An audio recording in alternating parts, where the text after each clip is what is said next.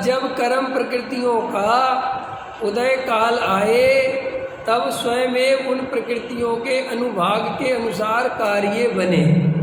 देखो समझ में आया, जैसी कर्म का उदय आया उनका जैसा अनुभाग वैसे कार्य स्वयं बनते हैं। कर्म उन कार्यों को उत्पन्न नहीं करते, उनका उदय काल आने पर वह कार्य बनता है। इतना ही निमित्त नैमित्तिक संबंध है बस।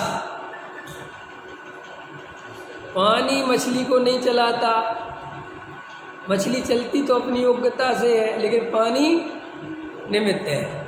ख्याल में आया कि नहीं आया?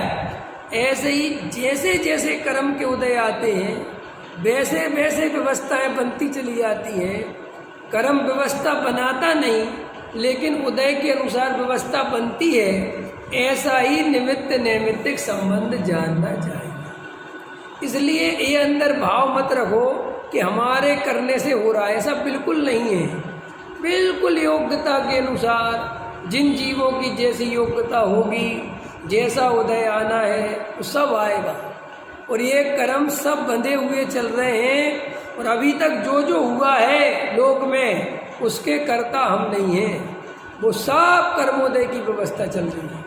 देखो उनका उदय काल आने पर वह कार्य होते। जिस समय फल उत्पन्न हुआ उसके अनंतर समय में उन कर्म रूप पुद्गलों को अनुभाग शक्ति का अभाव होने से कर्मत्वपने का अभाव होता है। वे पुद्गल अन्य पर्याय रूप परिणमित होते हैं। इसका नाम सविभाग निर्जरा है। उदय आए, उनने अपना फल दिया और वे कर्म निकल गए, और फिर वे अन्य किसी रूप परिणमित हो गए। फिर कोई जीव को बनेंगे, चलता रहेगा ऐसा क्रम। लेकिन फिर उन कर्मों से तुम्हारा कोई लेना देना, जो उदय में आके खिर गए, निर्जरा हो गई।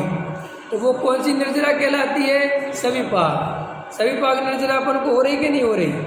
सविभाग मान निर्जरा जो फल देती हुई जा रही है और काम चल रहा है, उसमें जीव का कोई मतलब। और एक होता अभिपाक निर्जरा, जो जीव अपने पुरुषार्थ से अपने स्वरूप में लगता है और वहाँ जो कर्म निकलते हैं बिना प्रभाव के, बिना कुछ फल दिए हुए, वो कौन सी कहलाती है?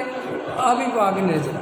उसमें जीव को किसी भी प्रकार का लेना देना नहीं, इसमें जीव का सारा संबंध बनता चला जाता है।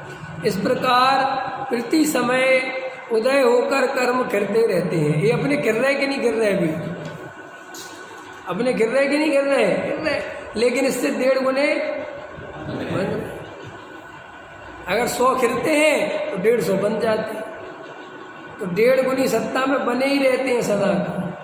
इसलिए कर्मों को नाश करना हो तो एक आत्मा में रमना ही उपाय है, और कोई दूसरा उपाय नहीं। ख्याल में क्या? अनंतर समय में कुछ अनंतर माने बाद में वे कर्म पुद्गल अपनी उनमें अनुभाग शक्ति का अभाव हो गया। जब उनने अपना फल दे दिया तो वे बाहर निजरित होके निकल गए, उनमें कर्मत्वपने का अभाव हो गया। अब वे कर्म नहीं बचे, अब वे वापस बरगणाएं हो गई। ऐसा बस ख्याल में आ गया, समझ में आ गई बात। चलो, इस प्रकार प्रति समय उदय होकर कर्म खिरते हैं। इस समय ऐसा अपना प्रति समय ऐसा कर्म का उदय आता है, चलता रहता है, कर्म बनते रहते हैं, चलते रहते हैं। इसलिए हमें अंदर में बिल्कुल शांति से लौकिक व्यवस्था का कर्तृत्व अपने ऊपर नहीं रखना।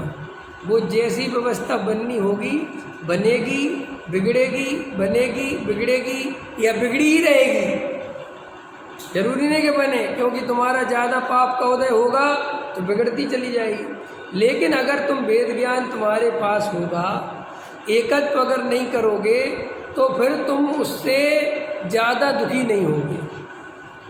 ज़्यादा दुखी कब होते हैं? जब उसमें एकत्व चलता है। अंदर अगर निर्णय होगा कि कोई बात नहीं, ये सब उदय की व्यवस्थाएं हैं और इससे भी अनंत दुख भोगे हैं कि नहीं भोगे? और अपन से ज़्यादा अभी दुख भोग रहे हैं कि नहीं भोग रहे लोग? इसी पर्याय में देखो ना, मनुष्य जाति में त्रियंच गति के जीवों को देखो, कितना दुख, कितना दुख। इसलिए भाई ये कोई दुख नहीं है, ये तो सब चलेंगे। और ये ऐसे दुख तो अनंत बार सहे और अगर अभी भी तत्व ज्ञान नहीं किया, वेद ज्ञान नहीं किया, आत्मा का अनुभव नहीं किया, तो ऐसे अनंत दुखों की श्रृंखला बंद होने वाली। इससे तुम्हें अंतरंग आत्मा का पुरुषार्थ जगेगा। इसलिए ज़्यादा दुख होए तो घबराना नहीं, उल्टा ये सोचना कि हमें और वेद ज्ञान का अवसर मिल रहा है, हमें समझ में आ रहा है कि यहाँ कोई ज़्यादा सुख दुख होने वाला। इसलिए आकुलता मिटती नहीं, क्योंकि आकुलता परद्रव्य के कारण मिटाने के उपाय झूठे हैं, और परद्रव्य अपनी इच्छा के अनुसार परिणमन करता नहीं। इसलिए किसी को थोड़ी देर के लिए आकुलता मिट भी जाए तो वो मिटी आकुलता नहीं है। इसके लिए आचार्य भगवंत ने उदाहरण दिया कि जैसे कोई कंधे के भार पर, कंधे पे कोई भार रख के जा रहा है, उड़मली साहब ने दिया सर, तो वो कभी तो इस कंधे पे रख लेता है तो थोड़ी देर के लिए इस कंधे को राहत मिलती है, फिर कभी सिर पे रख लेता है, लेकिन भार तो ऐसे कभी थोड़ा पाप का उदय आता है तो जीव को घबराहट होती है, फिर थोड़ा पुण्य का उदय आता है तो उसे थोड़ा अच्छा लगता है। लेकिन ये उदय मिटने वाले ये तो चलते रहेंगे जब तक जीव आत्मानुभव नहीं करेगा, वेद ज्ञान नहीं करेगा। ठीक है ना। अब वही प्रश्न है कि आत्मानुभव कैसे हो, तो उसका उत्तर वही है कि बैठ के शांति से तत्व विचार करो तो हो जाएगा।